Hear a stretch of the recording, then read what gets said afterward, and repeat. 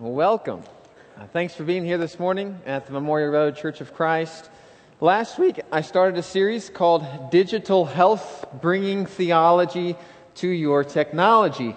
If you were here with us last week, towards the end of service, in the last 10 minutes or so, I had people get out their phones and I had you do some exercise trying to help you understand that, we're all addicted to our devices. Well, after service, I received this text message from one of my friends, which I thought was really interesting, if you'll throw this up here. So my friend says, "Hey Phil, whenever you asked everyone to pull out their phones, so many people, they just couldn't put them away without checking things, and many kept them out the rest of the time. Crazy, right?" Yes, that is crazy. So what I learned is that after my first sermon about preaching about how technology is addictive, it had absolutely no effect on the audience. So really helpful, great start to the series. Thanks for doing that. No, I actually thought that was really funny. So basically, here's what the series is about. The underlying premise of the series is that technology, while it's really good, it does so many good things for us as individuals and so many good things for our society as a whole. There are side effects to technology, and often we don't notice these side effects. In a sense, they become blind spots. And so what I'm hoping in the series to do is, first of all, ask the question, what are the side effects of technology? Second question I'm trying to answer is, what does Scripture have to say about these various side effects? And then third, what I'm trying to answer is, well, what do you really do about it? And so last week, the homework I gave you was just try to track how much time you're spending with technology. And so to begin today, what I would like to do is unpack for just a moment one of the assumptions of the series. Before I get to the distraction of the day, the side effect of the day, which is distraction, I want to unpack one of the assumptions in the series. So one of the assumptions is, very simply put, that technology has an enormous effect on culture, no matter what time period you live in. So this is not a modern day phenomenon. Technology has always shaped culture. There's a guy named Marshall McLuhan, and he's kind of known as one of the technological experts of the last century as far as how technology shapes culture. He died in 1980, but really good quote from him on the screen. "We become what we behold. We shape our tools, and then our tools shape us." And I think this is true when it comes to technology. So whether it's you in your living room watching TV, whether this is you on your laptop, whether this is you on your iPad or on your phone, we end up becoming what we behold. And so we shape our tools, and then our tools shape us.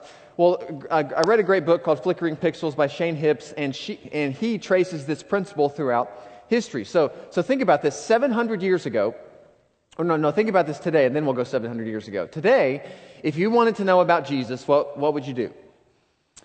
You'd probably read a Bible. If you just pick up a Bible and read through it, you're going to hear the story of Jesus. Well, 700 years ago, 80% of English-speaking adults couldn't even spell their name. It was a very illiterate society. So 700 years ago, if you wanted to learn about Jesus, what would you have done? Well, most people, they would go to church. And the way that church taught people about Jesus was through the technology of their day, which was stained glass. You can put this picture on the screen. If you were to walk into a church 700 years ago, you would see lots of stained glass. And if you walk into a cathedral today, you'll see stained glass just like on the screen. Now, think through this with me. Churches that were using the technology of stained glass in their day, do you think that they would be more influenced by Jesus or Paul? What would your guess be? You can say it out loud. It's actually Jesus, and most of you said Jesus. And the reason is, it's a lot easier to paint a picture of stories of Jesus' life rather than complex doctrines like justification through faith that we read about in Paul's letters. And so what this means is, for the first many centuries of the life of church in general, people were more shaped by the life of Christ than they were by Paul's letters. And this is why, in many ways, that the Catholic Church adopted more of the lifestyle of Jesus rather than doctrine from Paul, because most people couldn't even read Paul. Well, 1500, everything changed. If you put this picture on the screen, there's more stories, and then what? Now you can put the picture, this next picture. What is this? You guys know what this is? It's the printing press.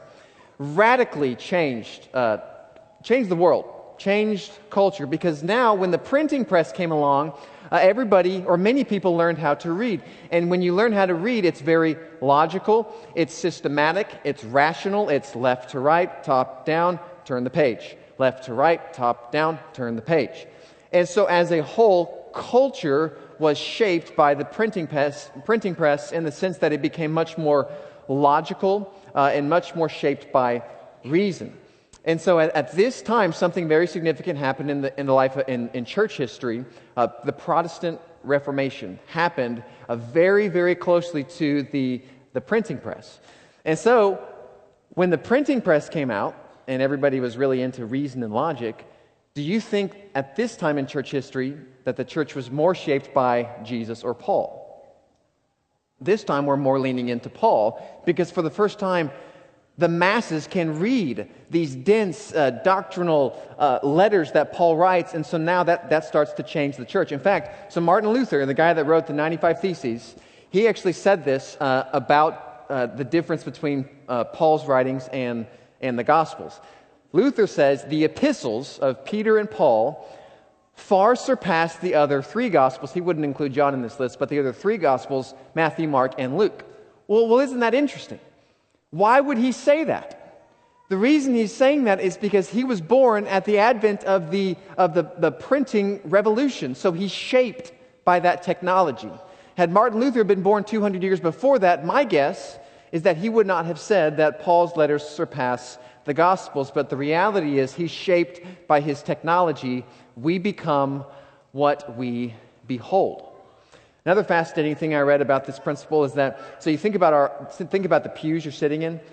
Before 1400, there really weren't a lot of pews in churches. In fact, the way that people would sing and listen to messages is they would just gather around a big open area. Lots of people would sit on the ground.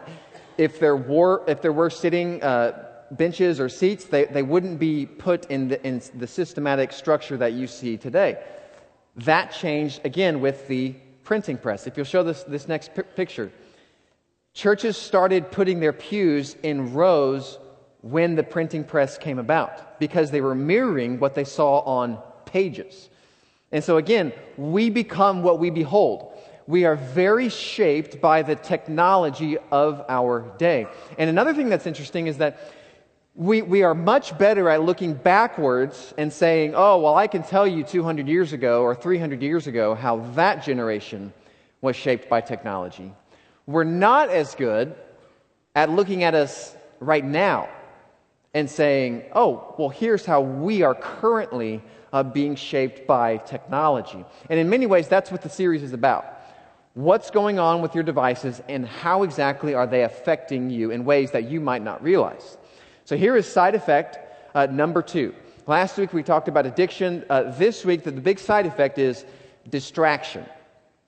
Technology is wired to distract you as an individual. It's also wired to distract us as a collection of individuals. Let's do a quick poll here. How many of you have ever sat down to watch a TV show and 30 minutes later or an hour later, you are watching something that you did not intend to watch when you sat down? How many of you has that happened to? Okay, everybody. How many of you have sat down on your computer and you had something to do, like I'm going to check my email or I'm going to go to this website, but again, 30, 40 minutes later, you're looking at something that you had no intention of looking at when you first got on your computer. How many of you does that happen to? Okay, it happens to all of us because our devices, they're wired to distract us. You don't have to raise your hand on this one because it might not have happened to you. This has happened to me multiple times. I'll call someone, and while it's dialing, I'll think, hey, there's 15 more seconds. I could do something. And then I'll start to do something, and then the person on the line says hello, and I think, I have no idea who I just called. And so I have to be the one that says, who's this? And then they're like, what? Who are you? And anyway, that's just the way it goes. It happened to me multiple times. Technology is wired, it's wired to distract. Every year in this country, there are 2.5 million car accidents. 1.6 million of those have a cell phone involved to some degree. We are wired for distraction. I'm going to talk about distraction kind of in two different dimensions. I think there's two main ways that technology distracts us. And the first one that I would say in my words is that technology distracts us by making us really accessible. Technology makes you very, very accessible. In fact, there's a researcher at the University of California named Gloria Mark, and she is pioneering a new field of scientific research called interruption science. And the idea behind this new field of research is she's trying to answer questions like, what exactly happens to you when you're working or playing or talking and you get interrupted? Like, what happens in your brain? How long does it take to recover from that? And based on her research, what she says is that it actually takes you 25 minutes to fully recover from an interruption. So if someone comes in to your office, or someone knocks on your door, or you're just sitting at home and you get a phone call or a text message, 25 minutes to fully engage back with what you were previously doing, because your brain keeps working on the interruption even after the interruption is gone. Second thing that she figured out is that the average U.S. worker gets interrupted every 11 minutes. So you can do the math. What this means is that there is rarely a moment in your day that you are ever fully focused on what's actually in front of you. You're distracted. So one of the dimensions of technology and how it distracts us is that it makes us overly accessible to everybody else. You know, just 20 years ago, you would call someone and you would say, "Hi, is Bill there?" And that meant something. That meant, is Bill like in the physical location where you called? Nowadays, you don't even do that anymore. We just call each other on our cell phones, and so we literally are accessible everywhere. Here's the second dimension of technological distraction. Not only does technology make us accessible, technology also makes us superficial. And let me explain a little bit what I mean by that. Google is perhaps my favorite part of modern day technology. I use Google every single day for something. How many of you would say you use Google every single day for something? I do too. I'm really, I don't know if I can thank God for Google. That sounds weird, but I am thankful. I like that there is Google. Google's a business. How does Google make money? They make money on advertisements. And advertisements pay Google per click. So what that means is that Google makes more money the more that you click. And so what Google does is they specifically design web pages so that you won't stay there very long. In fact, they spend millions of dollars of research just to figure out how you and I work through our web pages. You can put this picture up there. They do these high technical eye scans to see where people's eye movement actually tracks on a web page, so they can know how to design their pages so that you'll click off quickly. Because again, they don't make money if you stick on one page for a long time. They need you to get off that page. And so their director for the customer user experience, her name is Irene Au, she has this great quote, if you'll put this on the screen. She says, "Our goal at Google is to get users in and out really quickly. All of our design decisions are based on that strategy." So what that means is the more shallow you can be on the internet, the more money that Google is going to make. They don't make money based on the quality of the information. They make money based on the velocity with which you and I use it. Now, you might think, well, that's, what's the big deal? Who cares? Well, the reason it's a big deal is because think about this culturally. Think about the big picture. If you put this website up there, there's a website called Live Internet Statistics, and it tells us what's actually happening. So right now, October 16th, 2016, this is how many people have searched Google just today. We're at 2.3 billion. So you can see collectively with our culture, 2.3 billion people have already made Google searches just today, and Google is actually designed to get us clicking on other things. So there is a massive cultural effect going on because technology is wired not only to make you overly accessible, but technology is wired to make you superficial. This is why some of you have probably had this phenomenon where you've tried to get out your Bible, and like you open it up and you're going to be a good Christian and you start reading, and then like 2 minutes in you're like, man, this is really boring. Like I want it to be like John Grisham or J.K. Rowling, or why isn't there a button I can push? Like I want a video. The reason is because you're wired. You're wired for that. We're all influenced by our technology. 70 years ago, people could sit in churches and they would listen to hour-long sermons. It was their culture. They could sit and listen longer. Nowadays, I mean, some of you are like, Phil, this is already too long. Like you got, invitation, offer the invitation. You're shaped, I'm shaped by our culture. And here's what makes it even worse. Over time, our distraction orientation goes from defect to default. And what I mean by that is, at first, when you first learned distraction, you probably don't even have a memory of this, but it was probably when you were a kid or a teenager and you first developed this sense of, I'm not going to focus on what I'm doing, I'm going to focus on somebody else. At first, that seems like a defect. It's like, this isn't right. But over time, it becomes default. And so we all assume, because we use technology all the time, that distraction is just the norm, even though you were never really designed to be distracted. In fact, Gary Small wrote a book called iBrain, and he writes this about this idea of going from defect to default. He said, distracted people no longer have time to reflect, contemplate, or make thoughtful decisions. Instead, they exist in a sense of constant crisis, on alert for a new contact or bit of exciting news or information at any moment. And here's what I find kind of haunting. Once people get used to this state, they tend to thrive on perpetual connectivity. It feeds their egos and sense of self-worth, and it becomes irresistible. So it just becomes part of who you are. Distraction actually becomes normal. But again, you weren't wired for this.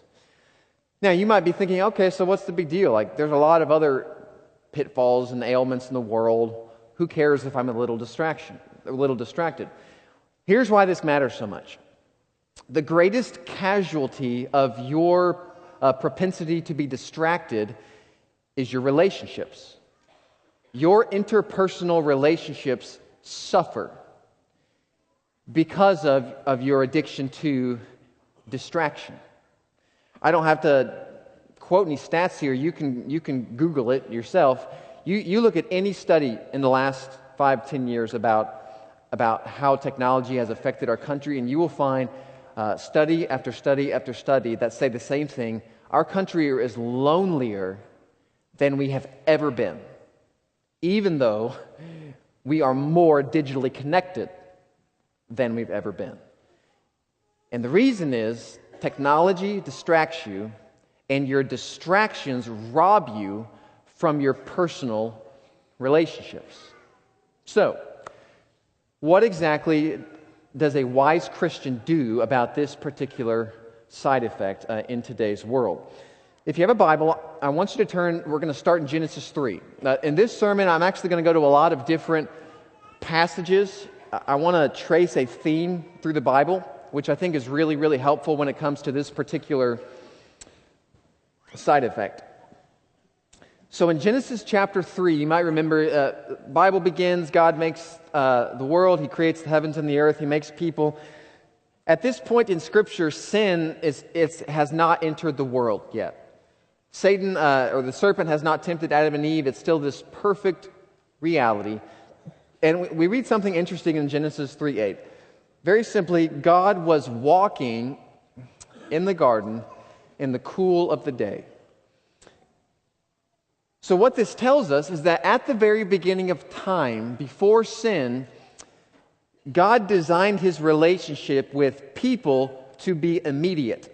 Like there was no barrier between God and Adam and Eve. You might even think about that word immediate for a moment. So this word immediate, the first two letters, I am, that just means no. And the second part of it, immediate, that just means medium. So immediate means no medium. And so at the very beginning of time, there was no medium. God was directly connected in this perfectly harmonious friendship with people. Well, then Adam and Eve sin, and everything changes in the rest of the biblical story after that first sin. So what you find after the first sin is you find things like angels giving people messages from God. Well, that's a medium. That's one step removed from God walking in the garden.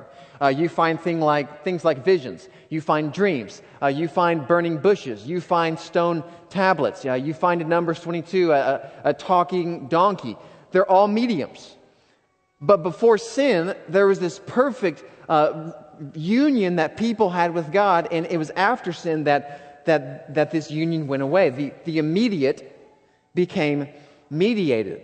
And so one of the themes you find in the Old Testament that keeps coming up is that people are really interested in what would it be like to see God face to face. That question comes up quite a bit in Scripture. In fact, so Exodus 33, God says, Moses, I'm going to put you on the cleft of this rock, and I'm going to put my hand over you, and then I'm going to take my hand away, and you're going to see me pass by. And in Exodus 33, verse 23, God says, Moses, then I'm going to remove my hand, and you're going to see my back, but my face you must not see. And so again, there's this sense in Exodus 33 that, the perfect relationship with God, it would be face to face. But because we can't have that right now, we're going to settle for these mediums, these other ways of connecting with God, but they're not quite as pure. So the same theme picks up in the New Testament. 1 Corinthians 13, the great chapter about love. At the end of that chapter, Paul starts talking about this, how do we relate to God and what exactly are we waiting for? And he says in verse 9, 1 Corinthians 9, we know in part and we prophesy in part, but when completeness comes, what is in part disappears. And so what he's saying there is that right now there's some incomplete parts to this world. But one day, in the perfect day, then it's all going to be made right again. In fact, what he says in the next verse is that when perfection comes, when completeness comes, then we're going to see God face to face. Now it's only a reflection, but then it's going to be face to face. So again, Paul is saying the same thing that's said in Genesis and that's said in Exodus, which is basically, you were designed for a face-to-face relationship with God. Your sin and the evil in this world has taken that away. And so for now, as we all await our eternal home with God, we rely on mediums. This sermon right now is a medium. I'm sharing with you some things that I've read from books and from Scripture, hoping that it will bring you closer to God. This is a medium. Paul says prophecy it's done in heaven. There's no prophecy in the afterlife. Prophecy as in the proclamation of truth. Because prophecy is a medium. You don't need sermons in heaven because you're right there with God. Paul says that knowledge is a medium. You know, we know things about God, but again, when perfection comes, even that goes away because it's, again, as Paul says in his language, at that moment, it's you and God, you're face to face. You were designed for a face-to-face relationship with God. That is that relationship in its purest form. And here's the case I want to make. If that's true about God, then it's also true about people. If you were designed for an intimate, face-to-face relationship with God, then guess what?